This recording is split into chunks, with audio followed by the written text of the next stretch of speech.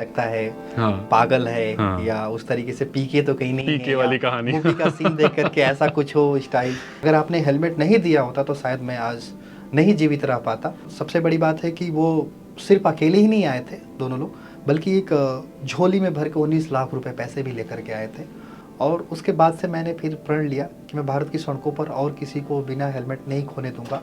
अपने दोस्त के लिए हेलमेट बांटते बांटते मुझे नहीं पता था कि मेरा घर नौकरी भी जाएगी।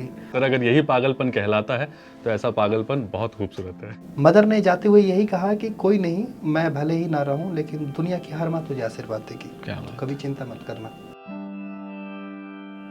एक बात बताइए, एक इंसान की पहचान क्या होती है? जहाँ तक मुझे समझ में आता है कि इंसान की पहचान होती है उसकी इंसानियत। अब आप ज़रा अपने जीवन में झांकिए, अपने पूरे दिनचर्या को याद कीजिए। सुबह उठना, ऑफिस जाना, ऑफिस में अपना काम निपटाना, घर जाना, खाना खाना, परिवार के साथ वक्त बिताना। अब इसमें एक अच्छी वाली इंसानियत कितनी हद तक झलकी है?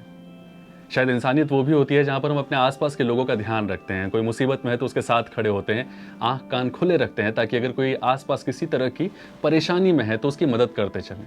पर क्या वाकई हम पूरे दिन अपने आंख कान इतने खुले रखते हैं? शायद हम में से ज़्यादातर लोग नहीं रखते हैं। पर हमारे इसी समाज में ऐसे बहुत सारे लोग हैं जो अपने आंख कान को न सिर्फ खुला रखते हैं बल्कि 24 घंटे खुद को चौकन्ना रखते हैं, सिर्फ इसीलिए ताकि किसी के घर में बलाएं ना आए, किसी के घर में परेशानियां ना आए, उनका परिवार सुखी रहे। और कुछ लोग तो वाकई इतने ज़्यादा कमाल के हैं कि अपना पूरा जीवन, अपनी पूरे जीवन की सारे मकसद छोड़ देते हैं, सिर्फ एक मकसद पकड़ लेते हैं और उसी को एक टक पकड़ के चलते रहते हैं। अपना जीवन का उद्देश्य ही कुछ अलग बना देते हैं। कुछ ऐसे ही लोगों के लिए तो हमारा ये शो है जिसका नाम है लाइफ हटके। नमस्ते, मेरा नाम है अभिषेक। स्वागत आप सभी का हमारे खास शो लाइफ हटके में।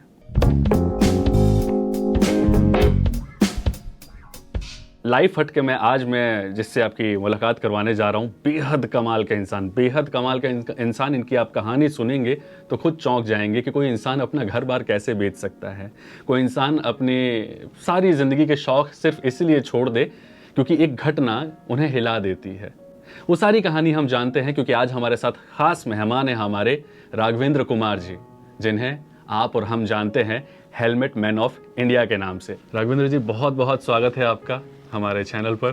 धन्यवाद अभिषेक जी, आपने लाइफ हटके में जो आज मुझे आमंत्रित किया, मुझे भी बहुत खुशी हो रही है। मुझे ज़्यादा खुशी हो रही है सर, और एक ख़ास क्योंकि अक्सर हम आपको हेलमेट के साथ ही देखते हैं और आज इंटरव्यू में भी बैठे हैं, हेलमेट के साथ आप बैठे हैं। इसके पीछे एक बहुत अच्छी कहानी है, लोग जानेंगे सुनेंगे। ज़रा शुरुआत से हम शुरू करते हैं। हेलमेट मैन ऑफ इंडिया क्यों? थोड़ा जिन लोगों को नहीं पता है वो उन तक भी ये कहानी पहुँचाते हैं। कैसे हेलमेट मैन ऑफ इंडिया? जी, ये हर किसी के लिए शॉकिंग है कि मैं स्टूडियो में भी आपके साथ हेलमेट लगा के ही बैठा हूँ। आप भी युवा हैं, आपके भी चेहरे पे स्माइल थी मिलते हुए। लेकिन हाँ, जो लोग नहीं जानते वो पता नहीं अलग अलग तरीके से सोचते हैं कैरेक्टर की। हाँ, ये लगता है हाँ। पागल है, हाँ। या उस तरीके से पीके तो कहीं नहीं है, पीके वाली कहानी। मूवी का सीन देख करके ऐसा कुछ हो स्टाइल। या बहुत लोग सोचते हैं कि किसी बंदे को फेमस होना है, पॉपुलर है या ऐसा, तो वो चीज़ें नहीं है। लेकिन जब कुछ लोग पढ़ लेते हैं, अब तो हेलमेट के ऊपर लिखना पड़ा भाई हेलमेट मैन ऑफ इंडिया मैं हूँ, तो लोग सोशल मीडिया पे बहुत ऐसे लोग जानते हैं। तो जब उनके बीच वो मालूम चलता है तो फिर ये कि हाँ ये बंदा है। और बहुत लोग स्टोरी जो नहीं कुछ जान पाते हैं, जैसे आज आपके स्टूडियो में आया हूँ, बात हेलमेट मैन ऑफ इंडिया के ऊपर वो चीज़ें हो रही है।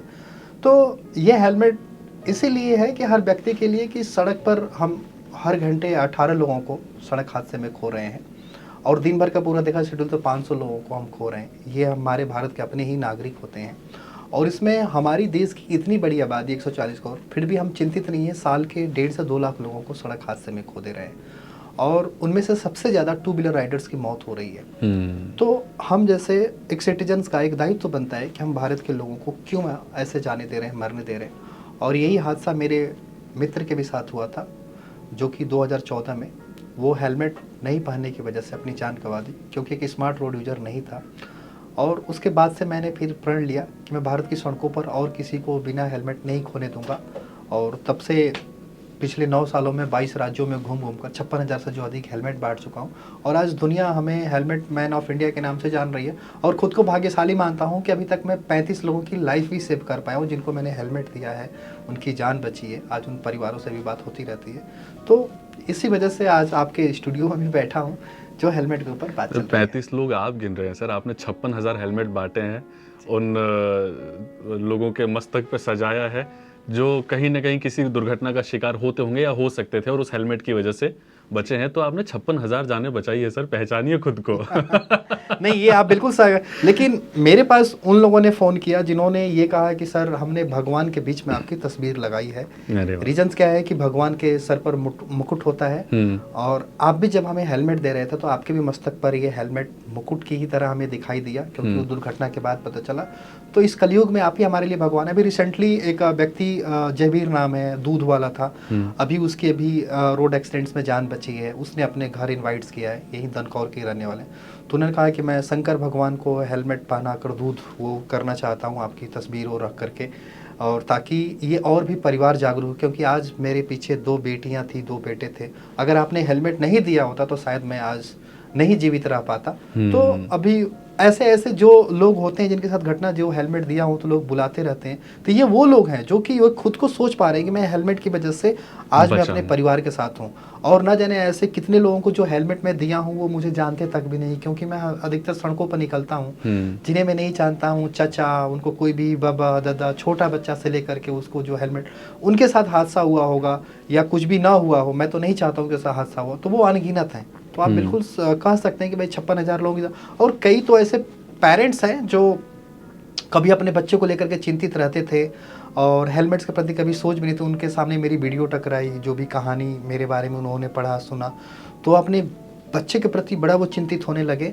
और अब अगर बहुत ऐसे कुछ जजेज, बड़े बड़े अच्छे पोस्ट पर भी लोग हैं जिनका बेटा हेलमेट नहीं पहनता है, तो वो मेरा किसी तरीके से नंबर तलाश करते हैं और सोचते हैं कि मेरा बेटा इनसे कनेक्ट हो जाए। ऐसे बहुत सारे परिवार हैं कि ताकि भविष्य में जो हादसे, मैं कह रहा हूँ कि जो साल भर में 1.5 लाख जो मौत हो रही है, उनमें से 50,000 ऐसे लोग मर रहे हैं जो घर के सिंगल चिराग होते हैं।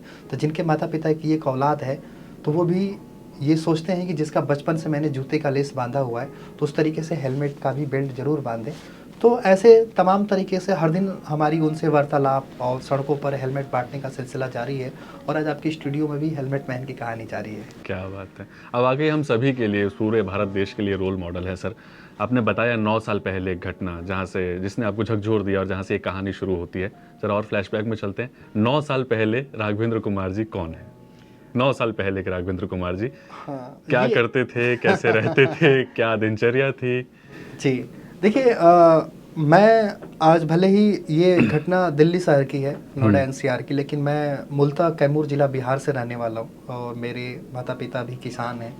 और हमेशा साइकिल पर, हम बाइक पे भी आप 2 से 3 लोगों को देखते हैं, हम लोग तो साइकिल पर 3-3 4-4 बैठा करके बड़े खुद को प्राउड फील करते थे। और वो मैं लगा कि वो तो एक वहाँ से साइकिल पैडल मार करके मैं अपनी स्टडी, जो मेरी वहाँ अपने गृह जिले कैमूर जिले में होने के बाद से फिर बनारस आया पढ़ाई करने के लिए, फिर वहाँ से इंटरमीडिएट पास करने के बाद फिर मैं यहाँ चला आया रुख, कि मैं यहाँ पर चलते हैं कुछ सपने लेकर के, कि कुछ बड़ा करेंगे पढ़ाई करके, ताकि अपने माता पिता के सपने पूरे करेंगे। तो अब यहाँ आने के बाद बहुत सारे दोस्त मिले अलग अलग राज्यों से, विभिन्न, लेकिन मेरा जो रूम पार्टनर बिहार से ही मिला, और वो मधुबनी, जिसका नाम कृष्ण कुमार ठाकुर था, और मेरे से वो 1 साल जूनियर था। मैं एज ए लॉ करने के लिए यहाँ पर आया हुआ था, और जो मेरा दोस्त था इंजीनियरिंग करने के लिए आया हुआ था। तो मैं 1 साल पहले रह चुका था, क्योंकि मेरा 5 ईयर का कोर्स था, BA LLB, और वो इंजीनियरिंग करा। तो अब हमारी जो मुलाकात हॉस्टल में हुई, क्योंकि यहाँ कॉलेज के बाद अलग अलग हॉस्टलों में वो चीज़ें रहते हैं बच्चे, और उनमें से वो बड़ा, मतलब मुझे सीनियर, मतलब पहले मैं आते ही मुझे एक जूनियर ना मिल करके दूसरे कॉलेज का एक इंजीनियर मिल गया, तो मुझे लगा कि हाँ ये सही है, कमाल करेगा कुछ। और ये सही बात हुआ। और जब भी मैं लेट से आता था, कुछ ऐसे टॉपिक, कुछ इधर, वकीलों का काम ही वैसे होता है, तो वो मेरे लिए खाना रखना हॉस्टल से पहले ही बड़ा चिंतित रहता था। जैसे घर पे कोई माता पिता, जैसे मैं अपने घर में सबसे छोटा अपने पेरेंट्स का रहा, तो जैसे मेरे लिए हर किसी के लिए लाडला था, तो वो जो भूमिका एक गार्जियन की तरह मतलब वो प्ले करता था कि भैया आपके लिए खाना रख दिया हूँ, या कपड़े मेरा प्रेस कर देना, ये सब कुछ। तो बड़ी हम लोगों की अच्छी एक ट्यूनिंग हो गई। तो ये ट्यूनिंग एक होते होते एक दोस्ती में एक बहुत ही ऐसी बॉन्डिंग हो जाएगी, और कल को पढ़ाई करने के बाद कि नहीं, हमारे फ्यूचर जो हम स्टार्टअप्स या कुछ भी चालू करेंगे, एक मिल करके करेंगे, कुछ बड़ा धमाल करेंगे। तो ये सब चीज़ें चल रही थी, आम जीवन चल रहा था। और अचानक से फिर फाइनल ईयर में मेरे दोस्त एक दिन नोएडा से ग्रेटर नोएडा आ रहा था, हर दिन की तरह, लेकिन उस दिन हेलमेट नहीं पहना था, हेलमेट को अपनी आदत नहीं बनाया था, और किसी पीछे से गाड़ी ने, दूसरे के अनजान व्यक्ति की गाड़ी ने हिट किया। और उस समय नया नया नोएडा एक्सप्रेसवे बना हुआ था और बड़े लोगों को स्पीड से प्यार था। जो आज भी आप सड़कों पर, आज तो भारत में इतने एक्सप्रेसवे तेजी से बन रहे हैं और जो लोग अपनी गाड़ियां लेके चल रहे हैं, मैं डॉक्टर को देखता हूँ कि जो जिंदगी बचाने वाले होते हैं वो 250-300 की स्पीड में चल रहे हैं। आपने बहुत सारे से वीडियो देखा, बहुत वायरल हुआ होगा। तो वैसे ही किसी दूसरे की गाड़ी का पीछे से हिट का शिकार हुआ और बस नीचे गिरा, और गिरने के बाद और कहीं चोट नहीं लगी, सिर्फ सर में चोट लगा था। लेकिन वो व्यक्ति हिट करके चला गया, लेकिन पीछे से वो 1-2 घंटा तक वो ऐसे नीचे जा कर के गिरा रहा। कोई सोचा कोई मदद के लिए आएगा, लेकिन कोई भी नहीं आया। शाम का समय था, इंडिकेटर जल रहा था बाइक का, तो किसी सज्जन व्यक्ति ने देखा इंडिकेटर, तो वो हॉस्पिटल लेके गए। तो दोस्त से बात भी हुआ, तो उस समय हम लोगों को भी लगा कि नहीं ठीक है। ग्रेटर नोएडा में हमने उसको एडमिट करवाया था। उस समय 2.5-3 लाख रुपए हम लोगों ने दोस्तों ने इकट्ठा भी कर ले कि हाँ भाई चलो, क्योंकि पेरेंट्स उनके बड़े दूर थे। वो शादी के 20 साल मन्नतों के बाद हुआ था। अच्छा। हाँ, एक तो वो समय, क्योंकि पेरेंट्स जब हमारी बात हुई, बच्चा परिवार का, उस समय बात हुई तो उसी समय पेरेंट्स ने कहा कि एक ही बेटा है हमारा, बेटा तुम लोग ख्याल रखना, देखना, तब तक हमें 2-3 दिन लगेगा। और जाहिर सी बात है कि बिहार से यहाँ आने में जो ट्रेन का रिजर्वेशन होना, वो सब कुछ करना, हॉस्पिटल में हम लोग तब तक सारे दोस्त थे, मतलब हॉस्पिटल ही कॉलेज बन गया था। वो सब कुछ सिलसिला, हम लोग 7-8 दिन हॉस्पिटल में। वो भी जब आए तो वो इतने बूढ़े थे, और सबसे बड़ी बात है कि वो सिर्फ अकेले ही नहीं आए थे दोनों लोग, बल्कि एक झोली में भर के 19 लाख रुपए पैसे भी लेकर के आए थे। और वो पैसा उनके लिए एक जुए की तरह था साबित, क्योंकि उन्होंने बचपन से अपने एक ही औलाद उनके बच्चे, उसके लिए सब कुछ दिया था उन्होंने, जो जो जिस डिमांड्स किया हुआ। और वो साइकिल, वो बाइक नहीं चलाना जानते थे, जो कि उनका बेटा जब बाइक सीख गया तो बाइक भी वो चीज़ें दे दी हैं। लेकिन उस समय जुआ हॉस्पिटल में खेलने कि हाँ भाई 19 लाख रुपए जो डॉक्टर ने मांगा, वो पूरी वो फीस दे दी कि ताकि हमारे बेटे को सही कर दो। लेकिन उस पेरेंट्स को ये सौभाग्य नहीं प्राप्त हुआ, और यहीं शमशान घाट में उसको जला दिया गया। और मैं खुद नहीं जा पाया, फेस नहीं कर पाया उस जगह पर। उसके माता पिता से शिकायतें, मतलब वो उन्होंने कहा कि आए नहीं तुम्हारा रूम पार्टनर बहुत अच्छा था, तुम्हारे बारे में हमेशा बहुत अच्छी बातें किया करता था। तो मैं 3 महीने बाद फिर गया घर पर। उस एक बेटा भाई, वो भूमिका बड़ा वो क्रिटिकल होता है, वो उस चीज़ को फेस करना वैसे पेरेंट्स को लेकर के। और घर पे जाने के बाद फिर जब आप देखते हैं ना कि उनकी जो एक मदर की, मतलब वो 3 महीने से सोई हुई नहीं थी, हमें नहीं लगा था, रात में हमेशा बेचैन होकर के वो कभी भी रात को, पहले भी मतलब 3 महीने के अंदर भी बीच में फ़ोन कर दी थी कि हाँ रे मेरे बेटे से बात करा दो, वो सो रहा होगा, उसको वो चीज़ें जगा दो, थोड़ा सा बात करा दो, इस तरीके से। मतलब उनका जो एक माता पिता के लिए वाकई बड़ा मुश्किल वक्त है, वो बड़ा मुश्किल वो चीज़ें।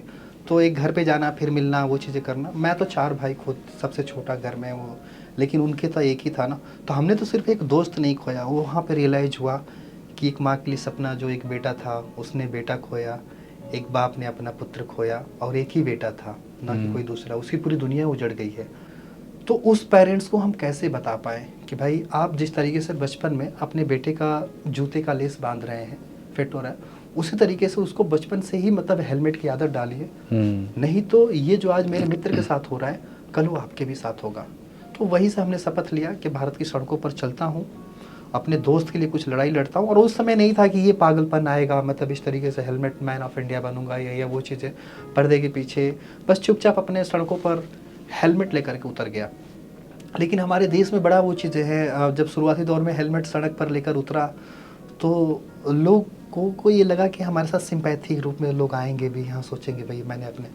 लेकिन जब सड़क पर रहता कोई कहता 1 दे दो, 2 दे दो, ऐसे लोग लेकर के चले जाते थे। लेकिन मैं क्यों दे रहा हूँ ये कोई जानना नहीं चाहता था। हमारे कई शहरों का एक्सपीरियंस रहा, मैं थाने से परमिशन भी लेने जाता था, तो थाने वाले ही कहते थे 10 हेलमेट यहीं रख दो, फिर तुम बांटना वो चीज़ें, नहीं तो भीड़ बहुत हो जाएगी, कंट्रोल करना मुश्किल हो जाएगा और तुम्हें बहुत दिक्कत हो जाएगी। तो मतलब शुरुआती दौर में लोग ऐसे डराते थे। कभी शहर में वो गया, वहाँ पर हेलमेट देता था, देने के बाद मैं उस शहर में अनजान रहता था, किसी को जानता तक नहीं था। अगले दिन खबर या कोई व्यक्ति मेरा नंबर मांग लेता था, तो ये कहता था कि सर आप हेलमेट बांट के गए हो, ये यहाँ पर आई है कि पुलिस की गांधीगिरी, पुलिस ने हेलमेट बांटा, वो चीज़ें का, जबकि हम जानते हैं कि आपने मित्र खोया, आप बांटे हैं। तो मुझे उससे कुछ ये नहीं था, मुझे था कि समाज के अंदर जो बदलाव होना चाहिए वो ज़रूरी है। पुलिस वाले के भी दोस्त होते हैं, वो इंसानी तो है, अगर वो कर रहा है। मुझे ये था कि समाज के, भारत के लोगों को जागरूक करना है, हर व्यक्ति को हमें एक स्मार्ट रोड यूजर बनाना है। और मुझे ये फील हो गया था कि हमने अपना मित्र खो दिया है, तो मुझे भारत के हर नागरिक को मित्र बनाना है, चाहे वो किसी भी कैरेक्टर का हो। वो चाहे कोई भी एक छोटा सा बच्चा ही क्यों ना हो, जिसे हमने सुप्रीम कोर्ट से लड़के 4 साल के बच्चे के ऊपर हेलमेट का कानून इसीलिए पास करवाया कि कल को वो बच्चा होकर के वो भी मेरा दोस्त बने, भले ही हमारी उसकी जो उम्र की 20 साल का गैप हो या 30 साल का या 40 साल का गैप हो, लेकिन वो व्यक्ति मेरा एक दोस्त बने। वो दोस्त इसलिए बने क्योंकि मैं ये समझ गया था कि हम जो इतिहास पढ़ते हैं, चाहे रामायण की बात करें या महाभारत की बात करें, तो उसमें युद्ध हुआ करता था। जो किसी युद्ध में 1.5 से 2 लाख लोग मरते थे, आज बिना किसी युद्ध के भारत की सड़कों पर मर रहे हैं। यानी कि 1000 वर्ष पहले जो परिस्थितियां थी, परिस्थितियां आज भी हैं, सिर्फ पात्र और चरित्र बदल गए हैं। हम अर्जुन को सिर्फ जानते हैं या सिर्फ राम को जानते हैं, लेकिन अर्जुन और राम की तरह हम जिंदगी में बनना नहीं चाह रहे हैं कि भाई राम ने क्या मैसेज दिया, अर्जुन ने क्या मैसेज दिया, कृष्ण ने क्या दिया। और मेरा दोस्त कृष्ण था, और हमें क्या पता था कि और मुझे सुदामा बनना पड़ेगा हेलमेट बांटते बांटते। और आज उसी का नतीजा ये है कि जो आपने कहा कि मैं आज सुदामा बिल्कुल बन चुका हूँ अपने दोस्त के लिए। हेलमेट बांटते बांटते मुझे नहीं पता था कि मेरा घर नौकरी भी जाएगी, नौकरी के बाद ये हेलमेट। मेरी सिर्फ लड़ाई ये थी कि उस पेरेंट्स तक मैं कैसे बता पाऊँ जिनकी एक औलाद है। मेरा हेलमेट पहनाने उद्देश्य नहीं था, मेरा ये था कि मैं भारत के हर नागरिक को कैसे रोड से। इस बीच में एक सवाल मैं सर पूछ लेता हूँ कि ये बड़ी विडंबना भी है कि नेकी की राह पर आपको बहुत कुछ खोना भी पड़ता है। जैसा अभी आपने बताया, नौकरी गई, बहुत सारी चीज़ें हुई, क्या क्या खोना पड़ा वो भी जानना ज़रूरी है मुझे लगता है दर्शकों के लिए कि राघवेंद्र कुमार जी को, हेलमेट मैन ऑफ इंडिया को, इस पूरी नेकी की राह में जब 56,000 हेलमेट, अगर इसकी कीमत भी लगाना शुरू करें तो कहाँ तक पहुँचती है, एक अंदाज़ा तो हम लगा ही लेते हैं। लेकिन इस पूरे सफ़र में क्या क्या खोना भी पड़ा है आपको, वो भी जानना चाहेंगे सर। जी, अब खोने का यही है कि मैं हेलमेट बांट रहा था हर दिन। कोई अपनी एक बाइक या कोई 4 व्हीलर गाड़ी भी खरीदता है, उसको भले ही 10 साल चला लिया है, जब उसका सौदा बेचने के लिए भी जाता है तो भी इंसान बड़ा सोचता है कि यार मैं कहीं घाटे में ना हो जाऊं। वो 100 बार सोचता है कि बेच दूं या ना बेचूं। तो हमारे देश में इस तरह की मेंटलिटी है। लोग साइकिल भी खरीदते हैं, वो भी उन्होंने साइकिल 600 का खरीद करके हो सके उनकी 6 पुश्तें निकल गई अगर साइकिल पर देखा जाए, लेकिन तब भी बेचने जाएंगे तो वो घर वाले सोचेंगे बस घाटे का सौदा ना हो। और मैं एक व्यक्ति जो उन्हीं लोगों की ज़िंदगी बचाने के लिए मैं सड़कों पर हेलमेट बांट रहा हूँ। और मैं ये नहीं देख रहा हूँ कि ये हेलमेट मैं 500 का खरीद रहा हूँ कि 600 का खरीद रहा हूँ, 1000 रुपये खरीद रहा हूँ। मैं सिर्फ चेहरे पे लोगों की खुशी देख रहा हूँ, और उस चेहरे की खुशी को देखते देखते मेरे पास जो थे, मेरी अच्छी खासी नौकरी वो छोड़ दिया, लोगों के पास मदद के लिए गया था, किसी ने मदद के लिए वो हाथे आग नहीं, मैं सिर्फ आश्वासन दिया। हमारे देश के बड़े बड़े लोग मिले, मैं नाम क्या ऐसे गिराऊँ, जब उन्होंने मदद वो चीज़ नहीं कहा। मेरी लड़ाई अलग है मित्र के लिए, मुझे पैसा नहीं हो गया कि नहीं मेरे हेलमेट जैसे ज़िंदगी बच रही है तो मुझे सिलसिला रुकना नहीं चाहिए। इस शहर में हमने घर खरीदा था, वो घर इसलिए बेच दिया कि जो माता पिता जिनकी एक औलाद है, जो अभी हाल ही में मैंने अपने मित्र को खोया हुआ है, और जो कि उसके सपने के लिए उन्होंने सब कुछ दिया, एक हेलमेट देने में गलती कर दी, तो दूसरे माता पिता अपने बच्चों के लिए हेलमेट दे पाएँ, ये मेरी आवाज़ ना रुके जो मैं मिशन सड़कों पर लेकर निकला हूँ। तो ये आवाज़ पहुँचाने के लिए हेलमेट जो 56,000 देने के लिए मैंने घर भी जो था इस शहर में बेच दिया, क्योंकि मैं ये हालात देख रहा था कि जो हॉस्पिटलों में, आप ट्रामा सेंटर में जाएंगे तो लोग अपनी ज़िंदगी बचाने के लिए, वो भी मेरे दोस्त की तरह, माता पिता की तरह जुए खेल रहे हैं। लेकिन मैंने वो सोचा कि उस परिवार को जुआ ना खेलना पड़े, उस परिस्थिति तक जाना ही ना पड़े। उस तरीके से मैंने लोगों की लाइफ बचाने के लिए वो हेलमेट का यूज़ किया और घर बेचा। फिर उसके बाद वाइफ ने भी, मैं धन्यवाद कहूँगा, उसने भी ये चीज़ को देखा, उसने रियलाइज़ किया, अपने जेवर तक उसने भी दे दिया। मैं कोविड के दौरान 2 ट्रक हेलमेट लेकर के गया अलग अलग शहरों में बांटने। आप देखे होंगे कि सारी दुनिया जब घरों में थी तब भी मैं उसे, तो कहने का मतलब एक तरीके से मैं दुनिया की नज़र में एक पागल हूँ, पागलपन। लेकिन इस पागलपन में हमने देश के लोगों के लिए, हमने किस चीज़ों के लिए एक युद्ध की तरह मैंने सड़क हादसे देखे, जो सब कुछ खोने के बाद भी मुझे नहीं लगता है कि मैं बहुत खुश हूँ, मोटिवेट भी हूँ। सर अगर इसको पागल होना कहते तो मैं चाहता हूँ कि पूरा देश पागल हो जाए। ये हम सब पागल हो जाएं। हाँ। सर अगर यही पागलपन कहलाता है तो ऐसा पागलपन बहुत खूबसूरत है। ये बिल्कुल, बहुत जब मैं अलग अलग जब जगह जाता हूँ, गांव में जाता हूँ, कहीं भी जब लोग जानते हैं तो बड़ा वो अच्छा होता है। और जिनकी ज़िंदगी बच जाती है उनके पेरेंट्स वालों से मिलता हूँ, उनकी वाइफ जब फ़ोन पर रोते हुए मुझे कॉल करती हैं कि आज मैंने अपने पति को देख रही हूँ बार बार, उस चेहरे में सिर्फ पति का ही चेहरा नहीं नज़र आता है बल्कि फ़ोन वीडियो पर देखकर अब आपके भी चेहरे नज़र आने लगे। और कुछ समय बाद वो खुद कहती हैं कि अब आप में ईश्वर मुझे दिखने लगा है आपके जो कार्यों में। तो वो मुझे लगता है कि ये ईश्वर की डेस्टिनी। मेरा दोस्त कृष्ण था और मुझे सुदामा भले ही कंगाल बना दिया, आज इसमें आज कुछ भी नहीं है, ना इस सुदामा को कोई इस भारत के लोग पूछने वाले भी हैं कि भाई हम तुम्हारी कुछ मदद भी करें। मैं बड़े बड़े प्लेटफॉर्म पर हर जगह जाता हूँ, लेकिन फिर भी ना जो सुदामा उस समय कैरेक्टर में खुश थे अपनी लाइफ में, आज भी मैं खुश हूँ, नाराज नहीं हूँ। हाँ, बशर्ते मेरी इस आर्थिक परिस्थितियों से दूसरे लोग सुन के बड़ा वो थोड़ा सा ये होते हैं कि ये चीज़ें क्यों नहीं है, लेकिन ऐसा नहीं है। भारत है, बदलाव। आज मैंने अपने दोस्त को खोने के बाद जब भारत के हर नागरिक को अपना मित्र बनाने के लिए शपथ ले चुका हूँ और हेलमेट बांट रहा हूँ, तो ये एक समय जरूर भी आएगा जब भारत के कई लाखों लोग मेरे मित्र बन करके मेरे इस मिशन में सहयोग भी देंगे। और शायद उस समय जब हम स्टूडियो में बैठेंगे तो उस समय नज़ारा भी कुछ और होगा। क्या बात है सर। ज़रा और एक कहानी की तरफ, एक रिएक्शन की तरफ बढ़ते हैं, क्योंकि लाइफ हटके है ही, आम जिंदगी वर्सेस खास जिंदगी। तो आपने जैसा बताया, पढ़ने के लिए आप बाहर आए, दोस्तों के साथ रहे, फिर सारी ज़िंदगी चल रही थी, धीरे धीरे आप नौकरी उसमें भी चीज़ों में घुस रहे थे, लेकिन अचानक से आप अपनी ज़िंदगी का पूरा ट्रैक बदल देते हैं, एक नेक कार्य के लिए बदल देते हैं। तो इसमें फिर परिवार का, इन सब लोगों का रिएक्शन कैसा था और अब भी कैसा रिएक्शन रहता है? देखिए, परिवार तो हर कोई भी अपनी औलाद को पाल पोस के बड़ा ही किया है कि ताकि जिस तरीके से मेरे दोस्त के माता पिता उम्मीद रखते थे कि ये मेरे बुढ़ापे का लाठी का सहारा बनेगा, और मेरे भी माता पिता बूढ़े वो चीज़ें हो चुके हैं। अभी रिसेंटली हमने अभी मदर को खोया अपने, उनको भी कैंसर हो गया था, 2 साल की लड़ाई लड़ी। उनसे पहले मेरे घर में बड़ी भाभी थी, उन्होंने भी कैंसर से उन्होंने खोया। तो एक समय था जो मैं परिवार की मदद किया करता था, लेकिन ये हेलमेट ये बांटने के चक्कर में मैं खुद भी उस तरह से परिस्थिति अपने पेरेंट्स के लिए मैं नहीं कर पाया। हालांकि मैं 4 भाई, घर में और लोग परिवार थे। शुरुआती दौर में जो रिएक्शन था वो तो हेलमेट बांटने को लेकर के नहीं था, रिएक्शन ये था कि नौकरी क्यों छोड़ दिया। बात इसकी था कि ठीक है भाई, हेलमेट चलो ठीक है, अच्छी चीज़ है, अच्छा कार्य कर रहा है। लेकिन जब उनको पता चला न्यूज़ के माध्यम से, वो चीज़ें खबर के माध्यम से, क्या इन्होंने मुझे इंटरव्यू दिया, नौकरी, वो पिताजी के पास पेपर पहुंच गया, उन्होंने देखा, तो उसके लिए हर कोई चिंतित रहे। और शादी भी हो चुकी थी, एक हालांकि एक बच्चा भी हो गया था। ये सारी चीज़ें, बहुत सारे चैलेंजेस थे, क्योंकि ये हर दिन का खर्चा था। तो अब क्या था कि अब धीरे धीरे अपने एसेट्स को आप बेच रहे हैं, जो कि अपने सेविंग्स, जो एक होता है कि 26 साल की उम्र में जब आप एक स्पीड, आज हर कोई युवा जब सपने देख रहा होता है फॉरेन जाने के लिए, पढ़ाई करके कुछ बड़ी अपनी पोजीशन, लाइफ को देखने के लिए, वो चीज़ें करने के लिए, और मैं एक सबसे अलग हट करके, मतलब अपनी लाइफ को ही स्पॉइल, मतलब एक कालिदास बन करके मैं अपनी ही डाल को धीरे धीरे काट रहा हूँ लोगों की ज़िंदगी में। तो जाहिर सी बात है वो परिवार वालों को भी कहीं ना कहीं दर्द काफ़ी वो चीज़ें, ये बात को उनको सता रही थी, और ये हुआ भी, क्योंकि मैं अपने उतने मदर के लिए नहीं कर पाया जिस तरीके से होना चाहिए। वो हेल्प, फाइनेंशियल हेल्प कहें या वो चीज़ें करें, तो इस चीज़ का हमें भी कुछ छोटी चीज़ें होता है। लेकिन मदर ने जाते हुए यही कहा कि कोई नहीं, मैं भले ही ना रहूं, लेकिन दुनिया की हर माँ तुझे आशीर्वाद देगी, तो कभी चिंता मत करना। तो ये ऐसे कभी इमोशनल, ऐसे कभी फेजेज भी आते हैं जब अपने माँ को जैसे खोते। वो अलग बात है कि आज बहुत सारी माँ जो हैं आशीर्वाद उनसे देती, जब उनके पुत्र की जान, या लोग ऐसे देखते रहते हैं। तो है, मतलब परिवार के उस तरीके से भी फेजेज रहे हैं, चिंता का विषय रहा है हर किसी का, और वो अभी भी है, जो अभी भी संघर्ष में रहा। ऐसा नहीं कि मैं कोई कामयाब पर्सन हूँ, सिर्फ नाम है सर, हेलमेट एक आंकड़े है, बाकी देखा आज भी आम जिंदगी, आज भी मैं सड़क पर चल रहा हूँ और अभी भी वो चीज़ें हूँ। और मैं चाहता हूँ कि मैं ऐसे ही बल्कि अपने देश के लिए कुछ करते हुए चला जाऊँ, कोई वो चीज़ें नहीं है, ख्वाहिशें नहीं होगी, लेकिन यही है कि मैं एक मित्रता की भावना हर इंडियन में, सिटीजन में लेकर आना चाह रहा हूँ।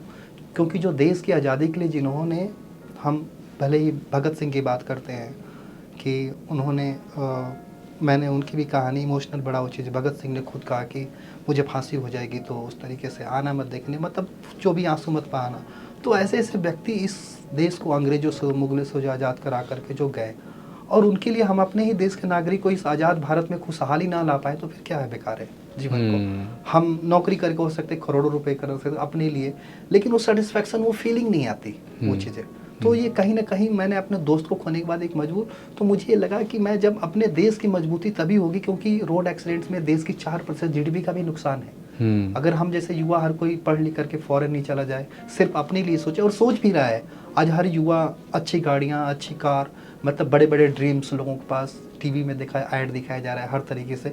और सबसे बड़ी बात है कि मैंने एक लड़ाई लड़ी ताकि भारत का भविष्य हम बचा सके। आजकल के युवा इसीलिए हेलमेट या रोड सेफ्टी को उतना नहीं नज़रअंदाज कर रहे हैं, क्योंकि वो उनके समय से वो विषय नहीं था, उस समय सड़कें नहीं थी। लेकिन आज जो आने वाले जो भारत का जनरेशन है, मैंने सुप्रीम कोर्ट से लड़ाई लड़के 4 साल के बच्चों के ऊपर हेलमेट का इसीलिए कानून पास करवाया ताकि हम भारत के भविष्य को बचा सकें। और हर पेरेंट्स को ये कह सके कि बचपन से ही आप जूते के लेस बांध रहे हैं तो हेलमेट का ये भी बांधें ताकि हम भारत का भविष्य बचा सके। और लड़ाई इस तरीके से सड़कों पर जारी है। बिल्कुल जारी है सर। कुछ देर पहले आपने बताया था कि किस तरीके से आपको कहीं ना कहीं इस बात का रहता है, मलाल रहता है कि हाँ, परिवार के लिए ज़्यादा कुछ नहीं कर पाए। जैसे आज का यूथ पैसा इकट्ठा कर रहा है, बाहर के ऐसे सपने देख रहा है, आप वो चीज़ें नहीं कर पाए।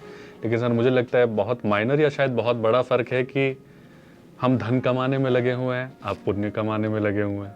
तो असली कमाई तो सर आप ही कर रहे हैं। सर एक आंकड़ा भी मैं देख रहा था, खैर सरकारी आंकड़ा है, और उस आंकड़े के मुताबिक साल 2021 में तकरीबन 46,000 ऐसे लोगों ने जान गंवाई है जिन्होंने हेलमेट नहीं पहना था, और 2 व्हीलर के दौरान ये सारी चीज़ें हुई थी, ये घटनाएं हुई थी। आपको क्या लगता है सर, ऐसी घटनाएं किन वजहों से ज़्यादा होती हैं सर? वजहें क्या होती हैं इनके पीछे? हेलमेट न पहनने की सोच या नहीं लगाना मुझे हेलमेट? अब किसी के लिए स्टाइल हो सकता है, किसी के लिए मजबूरी हो सकती है। आपको क्या लगता है, कि आप ग्राउंड पे रहे हैं, आप देखते हैं आप लोगों को, आपने आई थिंक 22 राज्य घूमे हैं हेलमेट बांटते हुए, आपको क्या लगता है इसके पीछे बेसिक मंशा या सोच की प्रॉब्लम कहाँ से आती है? बेसिक आपने खुद बातों बातों में कह दिया। एक तो स्टाइल की वजह से लोग नहीं वो सोचते हैं गॉगल्स बहुत अच्छा लगता है हमारे ऊपर, तो बाइक चलाते समय गॉगल्स ही लगा लेते हैं। बहुत सारे यंगस्टर युवा के सोशल मीडिया के प्लेटफॉर्म पे आप जाएंगे देखेंगे तो बाइक पर अधिकतर बहुत लोग होते हैं जो उनकी हेलमेट लगाई हुई कोई फोटो होती है वो नहीं, वो सोचते हैं कंटिन्यूटी वो बनी रहे। और ख़ास तौर पर ये होता है कि हमारे देश में लोग सिर्फ हेलमेट को लेकर के सिर्फ पुलिस चालान से तक को रिलेट है, लाइफ तक नहीं है वो चीज़ें। और मैं उसी चीज़ को लेकर के मैं आपसे फिर दोबारा वो चीज़ रिपीट करूंगा। मेरा ये मानना है कि अगर आप रियल लाइफ में अपने दोस्त से प्यार है, अगर किसी से भी प्यार है, तो आप कानून का पालन करें। आप क्योंकि सड़क आप बाइक चला रहे हैं तो जाहिर सी बात है कि हेलमेट लगाना अनिवार्य है। जैसे पैर में आप जूते पहने हैं उस तरीके से हेड की सुरक्षा के लिए हेलमेट होना। और खासतौर मैं उन सोसाइटीज़ को भी दे रहा हूँ कि समाज में जो लोग सिर्फ पुलिस के ही भरोसे रहते हैं, आम आदमी को भी टोकना चाहिए। और कोई ज़रूरी नहीं है कि ये आप जिस तरह से सोशल मीडिया पर जिसको आप जानते नहीं हैं फोटो वीडियो देखते हैं तो मन विचलित हो जाता है, वो तुरंत श्रद्धांजलि लिख देते हैं। क्या आप श्रद्धांजलि टाइप करने के लिए बने हैं या फिर चुप्पी तोड़ करके पहले ही आप जागरूकता के लिए बने हैं? सर आपने बताया 22 राज्य आप घूमे, अलग अलग जगहों पर आपका जाना हुआ। हर जगह हेलमेट बांटते वक्त ऐसा तो है नहीं, देखने में तो अच्छा लग रहा है वीडियो में, कह रहे हेलमेट मैन ऑफ इंडिया, वो हेलमेट बांट रहे। चैलेंजेस भी तो होते होंगे उसके पीछे, बहुत सारे ऐसे किस्से भी होते होंगे, लोगों ने कहीं विरोध भी किया होगा, लोग ऐसा भी बोलते होंगे कि अरे आप कौन होते हो हमको सिखाने वाले कि पहनूं या नहीं पहनूं, मेरी मर्जी। तो ऐसे भी कुछ किस्से आते होंगे। ये तो आज भी रहता है, हर दिन का भी रहता है। आप क्योंकि मैं कोई पुलिस के भेष में नहीं होता हूँ, एक ऐसे आम नागरिक, और आपको भी लगता हो कि मैं बहुत फेमस आदमी हूँ, मैं ऐसा फेमस नहीं, आम नागरिक हूँ। लोगों के वो ज़िंदगी बचाने के लिए मेरा सिर्फ यही प्रयास रहता है उनको मैसेज देना। हाँ, जो थोड़ा स्टेट जो डेवलप है वहाँ पर लोग सही हैं, चीज़ों को समझते हैं। और कोई ज़रूरी नहीं कि भारत के लोग 1.5 लाख लोग मर रहे हैं। आपके गाँव में जहाँ रह रहे हैं, मोहल्ले में रह रहे हैं, अगर वहाँ पर भी अगर साल में 1-2 लोग सड़क हादसे में मर रहे हैं तो ये आपके लिए भी शर्म की बात होनी चाहिए कि हम कोई ना रोड सेफ्टी के प्रति जागरूक हों। और कोई भी व्यक्ति हो, भले हमारा उससे कोई रिलेशन नहीं है, जब हमारे देश के लिए जो सरहदों पर कोई आम नागरिक है, जब वो तिरंगे लेकर के किसी दुश्मन को मारता है, वो कहीं ना आतंकवादी मारे जाते हैं, तो हम कितने प्राउड फील करते हैं। तो हम अपने ही घर के बगल मोहल्ले में देख रहे हैं कि रोड एक्सीडेंट्स में कोई इस तरीके से गलती की वजह से हेलमेट ना लगाने के, बहुत सारे रॉन्ग साइड चलने की वजह से, या हम देख रहे हैं ऐसा स्पॉट्स है जहाँ पर लोग बार बार मर रहे हैं। तो मैं ये सोचता हूँ कि पढ़े लिखे लोगों को आगे आना चाहिए और ऐसे हादसों को रोकने के लिए लड़ाई लड़ना चाहिए। बिल्कुल। 9 सालों की जर्नी सर अब आपने बताई हमें, और बहुत खूबसूरत, बहुत इंस्पायरिंग है हम लोगों के लिए, बहुत कुछ सीखने लायक है जो हम आपसे सीखेंगे और अपने व्यक्तित्व में कहीं ना कहीं थोड़ा सा परिवर्तन भी लाएंगे और 4 और लोगों को मोटिवेट कर पाएंगे जब मैं या हमारे दर्शक जब इन बातों को सुनेंगे। आगे और कौन से उद्देश्य आप लेके चल रहे हैं?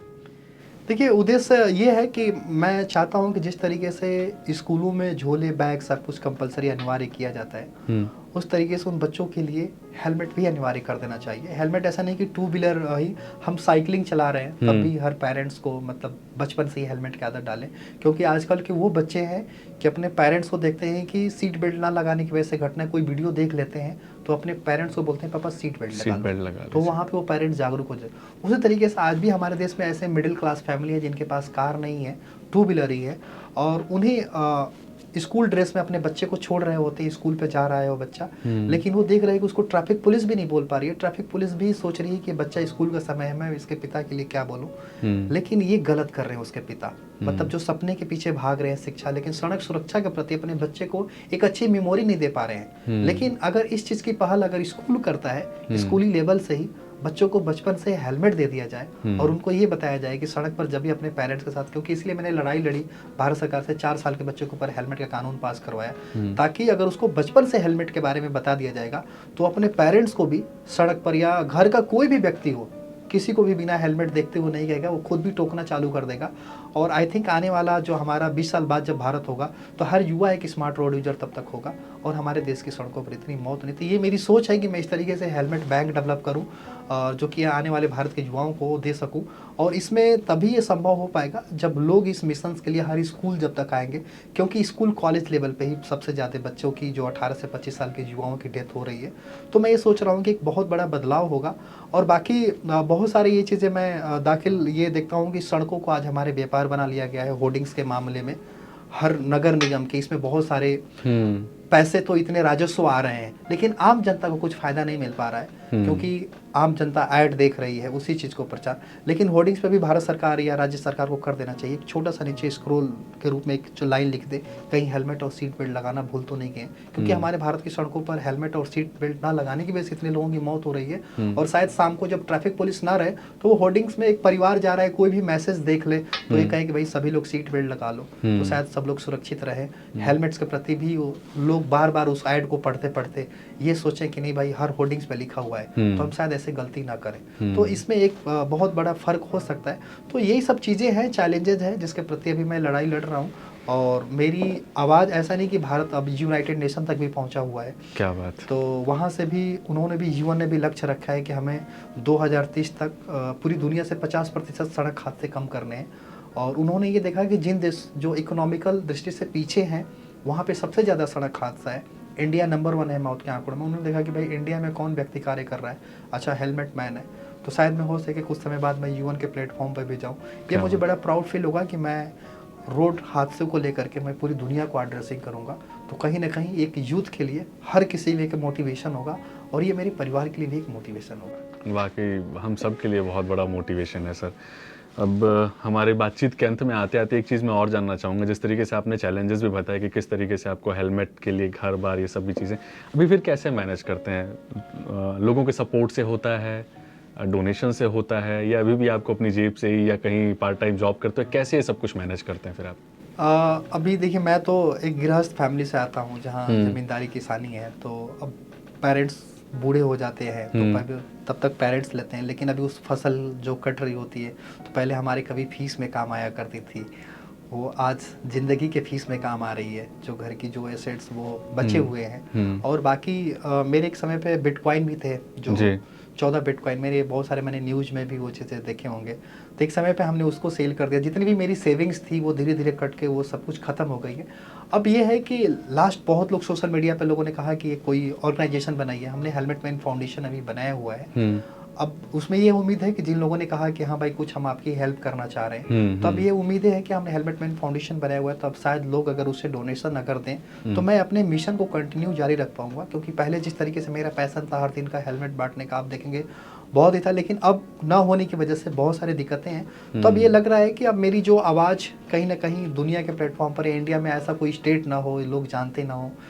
भारत के मिनिस्ट्री से भी कई बार मेरे बारे में ट्वीट आता है, बड़े बड़े बॉलीवुड्स के।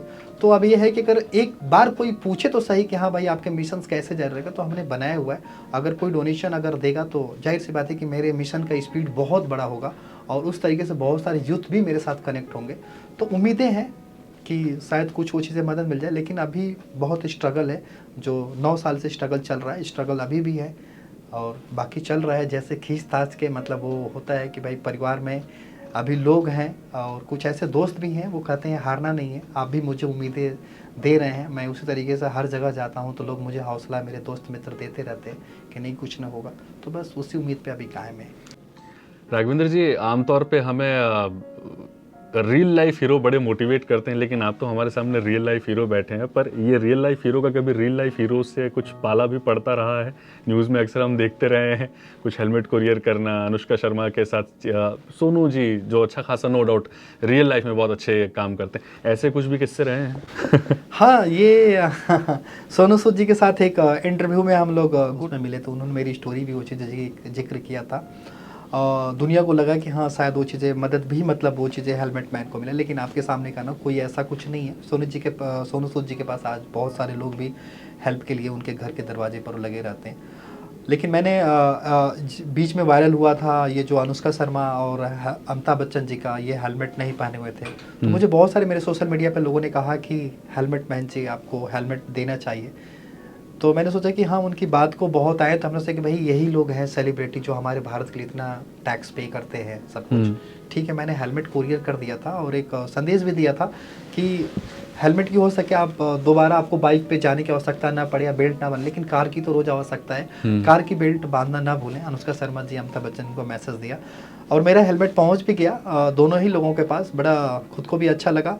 और लेकिन एक है कि 2 महीने बाद अमिताभ बच्चन जी के यहाँ जो हेलमेट गया तो मेरा फिर वो वापस भी चला आया। अच्छा। अब उसमें क्या था वो चीज़ें नहीं, लेकिन ठीक है, ऐसे मैं कहीं ना कहीं एक चीज़ें अपना मैसेज लोगों तक देता रहता हूँ कि ताकि वो भी कहीं ना कहीं, उन लोगों की ज़रूरत है कि आज बहुत सारे उनकी मूवी देख करके लोग इंस्पायर हो रहे हैं यूथ, लेकिन सड़कों पर इतने हादसे जो मौत हो रहे हैं, तो उन लोगों को, हीरोज़ को चाहिए कि नहीं इसके प्रति भी कहीं ना कहीं जो स्टंटबाजी जो चलती रहती है हर मूवी में, लेकिन रियल लाइफ में भी लोगों के लिए कुछ करना चाहिए। क्योंकि ऐसे फिल्म इंडस्ट्री से भी बहुत लोग सड़क हादसे के शिकार हुए हैं, और चाहे क्रिकेटर्स की बात करें, बड़ी बड़ी हस्तियाँ चीज़ें हुई हैं, तो इस पर ध्यान देना चाहिए। तो मेरा एक रहता है सोशल मीडिया के माध्यम से मैं भी अपना कुछ करता हूँ, लेकिन हाँ वो रियल वाली अभी रियल लाइफ चल रही है, लेकिन रियल लाइफ को जो आप मुझे हीरो कह रहे हैं, मुझे कोई मदद उन लोगों की तरफ से ये नहीं मिली है। मैं आपके सामने ये जिक्र कर रहा हूँ। हाँ, उम्मीदें हैं कि शायद अगर लोग करेंगे तो आम जनता को भी, आपको भी बहुत खुशी होगी, और मुझे तो खुशी होगी ही अपने मिशन के लिए। अच्छा, एक चीज़ और रह जाती है, एक सवाल और रह जाता है सर कि आपको तो हमेशा हमने हेलमेट में ही देखा है जी।